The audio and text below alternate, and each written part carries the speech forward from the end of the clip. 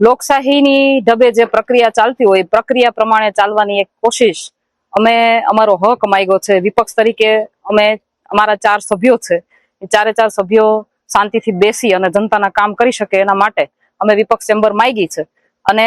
મારા ખ્યાલથી તો દેવી જોઈએ કારણ કે ચૂંટણીની જગ્યાએ હોય રાજધર્મની રીતે નિભાવવાનો હોય હવે બધાએ સાથે મળી અને જનતાના કાર્યો કરવાના હોય જો એમાં કોઈને વિરોધ હોય તો એની પોતાની કહેવાય ને એક તોછડી માનસિકતા કહેવાય એટલે આમાં અમને વિપક્ષની ચેમ્બર મળવી જોઈએ અને ન મળે તો તમને ખબર છે કે એ લોકોનો શું ઈરાદો છે એ તમને સમજાઈ જશે પરંતુ જે રીતનો બધાનો રિસ્પોન્સ હતો અધિકારીઓ અને અત્યારે ચૂંટાયેલા બધા સભ્યોનો રિસ્પોન્સ હતો એ પ્રમાણે મને નથી લાગતું કે વિરોધ કરે અને કરવોય ના જોઈએ કારણ કે જનતાના કામ કરવા માટે ચૂંટાયેલા અને વિપક્ષના કે સત્તા પક્ષના નેતાઓ કોઈ પણ ભી હોય જનતાના કાર્યો બધાએ સાથે મળીને કરવાના હોય આ કોઈ મારીને તમારી લડાઈ નથી પર્સનલ કોઈની દુશ્મનાવટ નથી તમામ કાર્યો માટે અમે